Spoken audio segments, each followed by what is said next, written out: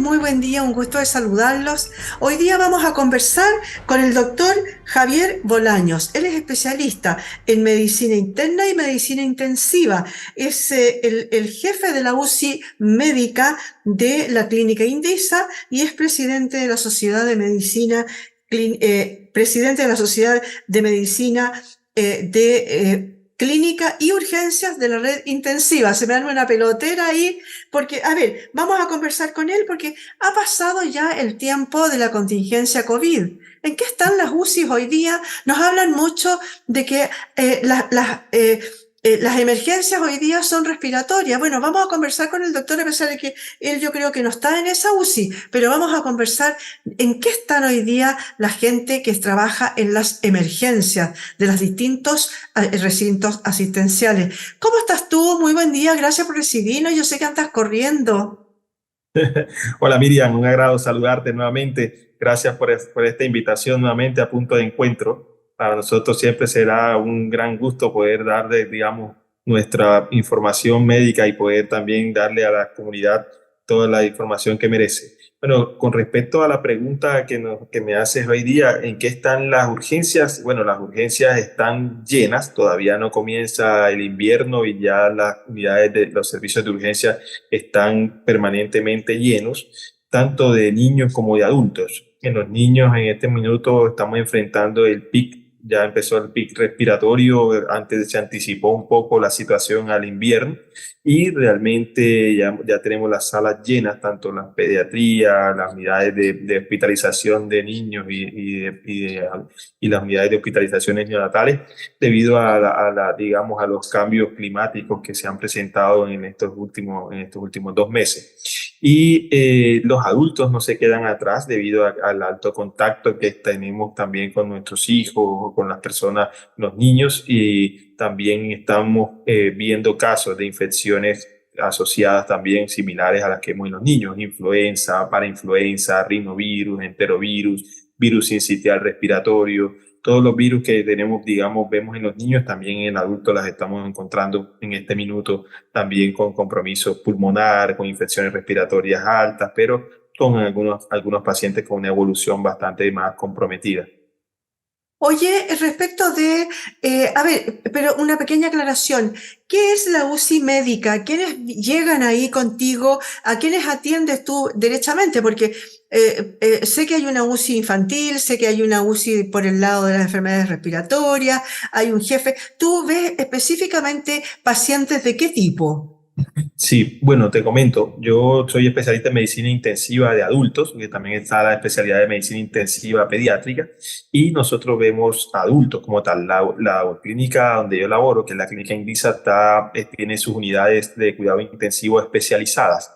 ¿A qué me refiero con especializadas? Que los pacientes que tienen patologías respiratorias tratamos de que queden ubicadas en la UCI respiratoria; los que tienen compromisos neurológicos, patologías politrauma o compromisos netamente asociados a temas netamente neuroquirúrgicos van a la neuro UCI, y los que tienen patologías médicas como tal ingresan acá a esta UCI médica. En el caso nuestro, digamos que es una UCI polivalente que te permite mantener aquí pacientes con diversas patologías de manejo netamente médico o quirúrgico. No, digamos, no hay distinción digamos, de los cuadros, si son neurológicos o no. En algunas ocasiones las otras UCI están completamente llenas también, y recibimos pacientes también respiratorios, neurocríticos o quirúrgicos, sin ningún tipo digamos, de distinción. Igual todo el personal está capacitado para el manejo de todas estas patologías en las diferentes unidades. Oye, y respecto a ver, el COVID, no sé si se ha terminado, la verdad es que no. Ha bajado, sí, la incidencia, a lo mejor por la gran cantidad de personas que están ya vacunadas con todas las dosis, se ha logrado bajar. Si bien China hoy día está diciendo que, ojo, porque viene una cepa que está con muchos millones de personas diariamente, se le están infectando. Sin embargo, acá en Chile ha bajado 20, que hoy día no es nada, digamos, respecto de lo que tuvimos, ¿no es cierto? Pero igual tenemos muchas incidencias de enfermedades respiratorias. Y en los adultos tengo entendido que es mucho más complejo. Cuéntame qué está pasando con respecto de eso, del COVID y de los adultos mayores, por ejemplo, que están entrando con enfermedades respiratorias como el virus sincicial, que yo no sabía que también le daban a los viejitos. Sí, sí, realmente hemos tenido varios casos de COVID como tal. Afortunadamente, como tú lo mencionas, en Chile hubo una alta acogida, la campaña de vacunación fue masiva y se logró, digamos que en gran parte los objetivos que se esperaban para la vacunación de toda la población, tanto adulta como pediátrica, y eso quizá está mostrando ahora un efecto en el que los niveles o los casos de COVID no son tan frecuentes como todavía los hay en algunos otros países de Latinoamérica. Y además de ello, digamos que la complejidad de las infecciones respiratorias que estamos viendo en COVID no se parecen en nada a lo que vimos durante la primera y segunda ola en cuanto a la gravedad de los pacientes y al nivel de complejidad que tenía en ese momento. Con respecto al adulto mayor, sí bien es cierto de que tenemos casos frecuentes de COVID. Ahora en este minuto es muy baja la frecuencia de casos de COVID en el adulto, pero es más frecuente la infección por otros virus respiratorios, rinovirus, enterovirus, el enterovirus y además de ello coinfecciones también con virus sincitial respiratorio, como coinfección asociada a neumonía bacteriana. Entonces, ese comportamiento lo hemos venido viendo ahora durante el pic ahora de infecciones respiratorias que ya se está anticipando antes del invierno. Oye, ante eso, dos cositas. Una, el, estamos muy lejos de la vacuna del virus respiratorio sincicial para los adultos mayores, la que ya fue aprobada por la FDA en Estados Unidos. Acá en Chile ni siquiera se habla todavía del tema. Acá como tal no tenemos todavía No. disponible como tal, el Instituto de Salud Pública no ha informado todavía ningún digamos, avance en la aprobación de esta vacuna. En los Estados Unidos sí ya digamos que está empezando a ser parte ya del esquema de vacunación, pero todavía faltan, digamos, trámites y aprobaciones para que pueda estar acá en Chile. Oye, y respecto de estos otros, el adenovirus que nos mencionaste tú, estos otros virus respiratorios que aquejan también a las personas mayores, la dificultad terrible, lo difícil, lo peligroso, digamos, es que se transformen en pulmonías. Sí, habitualmente la gran mayoría de estos virus pueden producir neumonía per Ya. se. No, digamos, no necesitan a veces estar asociados a ninguna otra bacteria y nada per se ellos solitos pueden producir también infecciones respiratorias tanto superiores como neumonía y compromisos también bastante graves. La neumonía por adenovirus o la neumonía por virus sincitial en el adulto es un poco, digamos, genera un compromiso respiratorio bastante significativo y puede hasta llegar a la falla respiratoria. Sí es importante de tener también todas las precauciones y los cuidados con estos pacientes antes de evitar en lo posible el contagio. Oye, y respecto de, a ver, tú dices que igual están llenos porque se ha ido adelantando un poco el tema de las enfermedades respiratorias y por lo tanto igual están llenos, no tanto como pasaba con el tema del COVID, pero ahora ya está un poco más relajado el sistema, ya han podido empezar a tomar sus vacaciones, sus días libres, está en eso más normalizado como que antes. No es tan así, la verdad. La Ya. verdad es que no hemos parado desde que realmente la OMS anunció el final de la pandemia y quizás lo único que se redujeron fueron un poco los casos de COVID como tal. Pero los pacientes, nuevamente, los pacientes que tenían otras patologías, pacientes con sus patologías crónicas, consultaron inmediatamente. Lógico, después de 2 años de pandemia sin control, hemos tenido una alta afluencia de pacientes en todas las unidades, no solamente los niños, sino los adultos. Y en este caso lo que prevalece son todas las patologías descompensadas, las infecciones, las enfermedades malignas también, cáncer que está con infecciones por neumonía o que están fuera de control o que se están recién diagnosticando que no habían podido ser estudiados antes de, digamos, durante la pandemia. Entonces, todo ese grupo de pacientes que estaban en esa situación son los que hemos estado recibiendo y son los que están poblando las unidades de cuidado intensivo en este minuto. y los servicios también se mantienen, además de este grupo de pacientes, con todos los pacientes que están consultando por patología respiratoria. Ya, eso era justamente lo que te iba a preguntar. ¿Qué está pasando con esa gente que, por ejemplo, ya pasaba la contingencia del COVID, recién empezaron a poder controlarse? Por ejemplo, de, no sé, el tener rápidamente acceso por el tema de las listas de espera, gran cantidad de gente que no se evaluó durante todo ese tiempo. Así que me imagino que esos son los remanentes que te están llegando hoy día.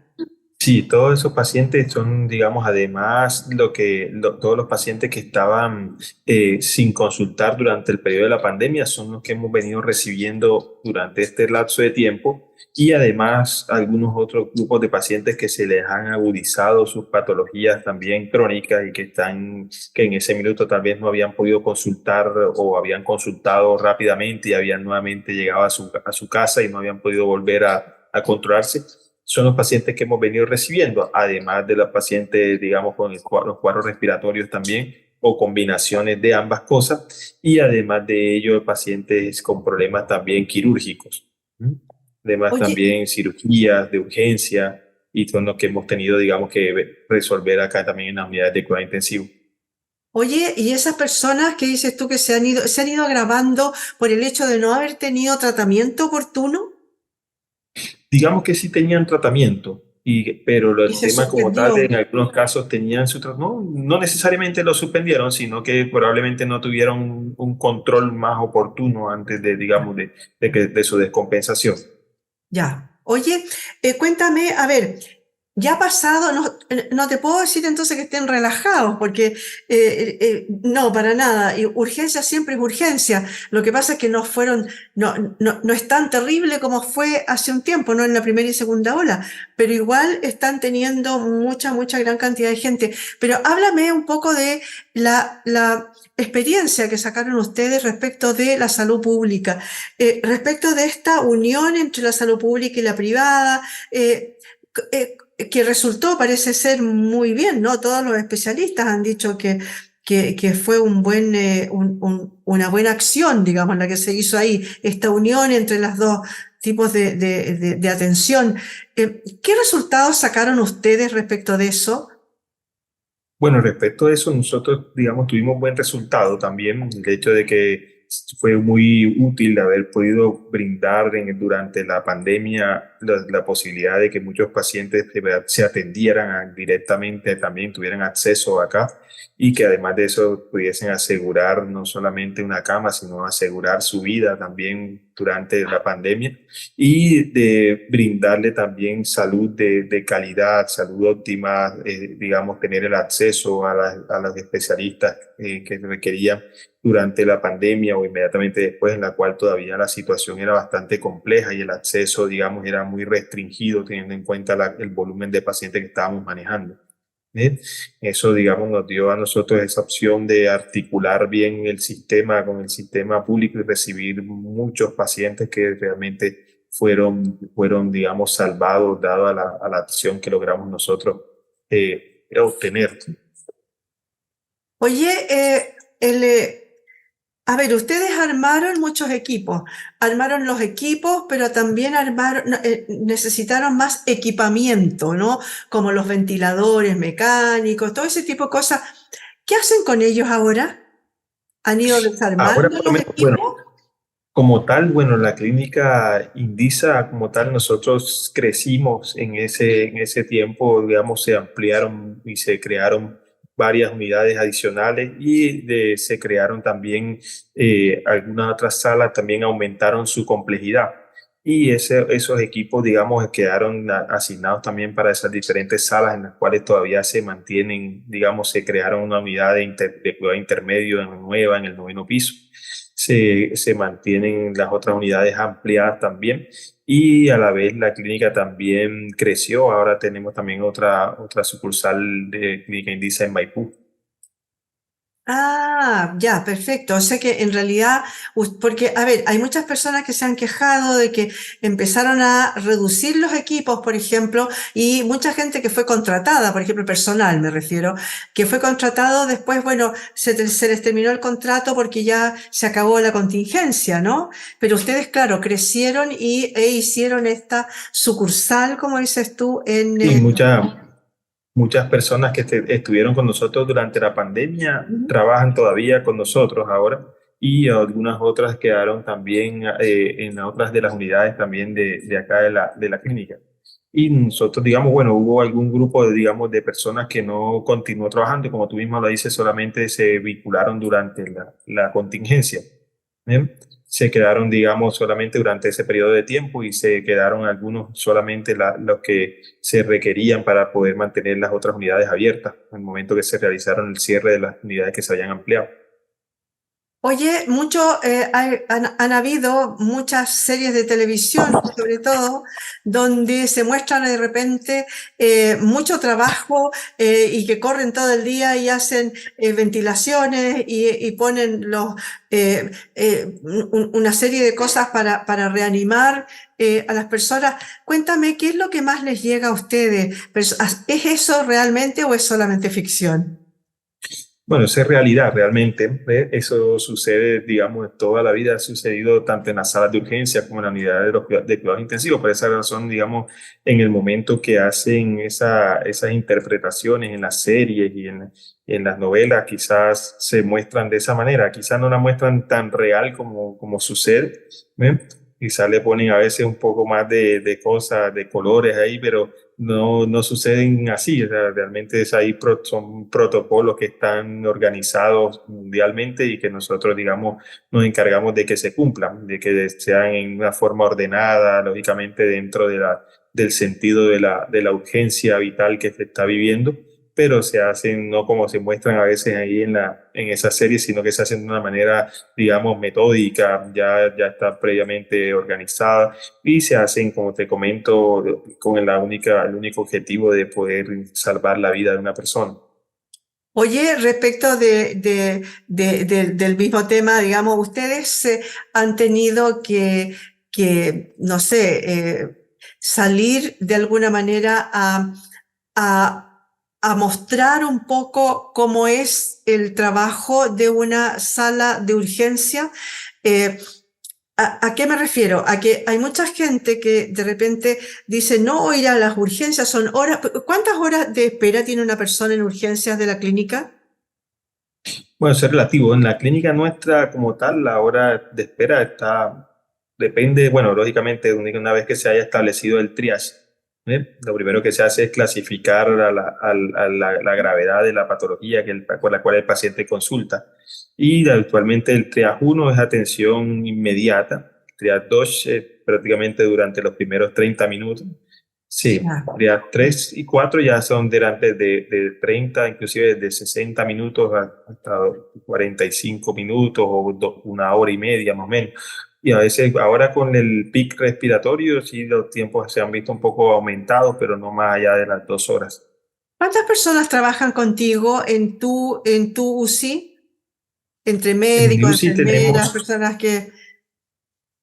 tenemos cuatro, o sea, cuarto turno, un mismo sistema que se maneja en las clínicas y en los hospitales. Y el promedio global de personas entre médicos y enfermeras son 5 turnos de 12, son 24 más unos 5 meses, más o menos unas 35 personas en promedio.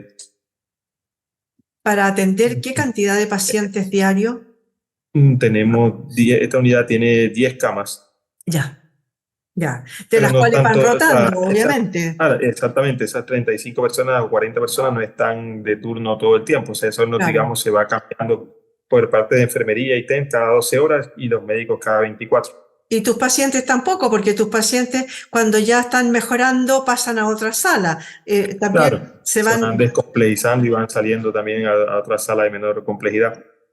claro. Oye, y por último, para ir terminando, cuéntame, ¿cuál es en este momento tú, perdona, una cosa que se me vino de repente a la cabeza, eh, ¿Cómo fueron los días peores del COVID? ¿Les tocó mucho paciente que no tuvo recuperación? Me imagino que deben haber visto muchas historias muy complejas, ¿no?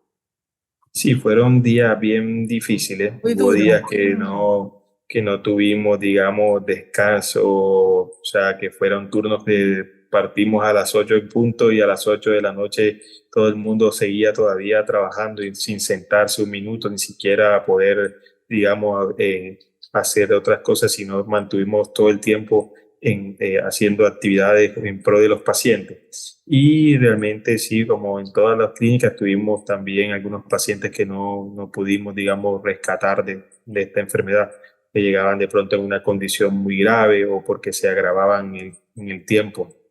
Y sí hubo días que fueron bastante difíciles, bastante tristes. Oye, ahora sí, para ir terminando, ¿tú crees que siempre se ha dicho que ustedes tienen unos turnos cortos y unos turnos largos? Esos turnos largos, ¿cualquier persona no está capacitada para estar en atención permanente durante muchas horas? De repente ustedes tienen unos turnos larguísimos, ¿no? Bueno, habitualmente hay el Ministerio de, digamos, la Dirección del Trabajo vigila ¿Mm? mucho esa parte y nosotros estamos legislados también por los mismos, digamos, los mismos estatutos laborales de acá del país y no están permitidos turnos más allá de 24 horas. ¿Mm?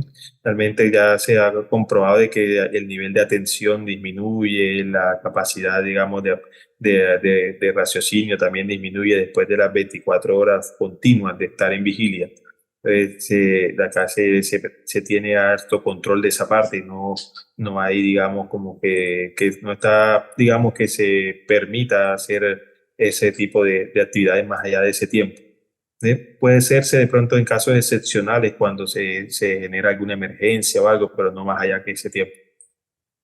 Sí, porque en realidad, en realidad yo creo que ustedes son, en eso están entrenados, digamos, para estar, por ejemplo, en una operación, ¿no? No cualquier persona está entrenado para estar concentrado más allá de 20 minutos, media hora, y ustedes a veces se pasan 2, 3, 4 horas en cada una, ¿no? Sí. Oye, bueno, muchas gracias, Javier, por haber estado hoy día con nosotros. Yo me imagino que si bien es cierto, no ha bajado mucho, como dices tú, la presión, ¿no? Igual están todo el rato, todo el tiempo que estás en turno, estás todo el tiempo pendiente de lo que está sucediendo. Así que el trabajo no cesa, ¿no? Para ustedes. Sí, tiene toda la razón. Nunca se detiene. Nunca se Permanecemos activos detiene. todo el tiempo. Te damos mucho trabajo, todos los que nos enfermamos. Sí, sí, es Muchas, verdad. muchas gracias por haberte dado este ratito de conversación con nosotros. Muchas gracias, Miriam, a ti también por esta entrevista. Gracias también por la invitación.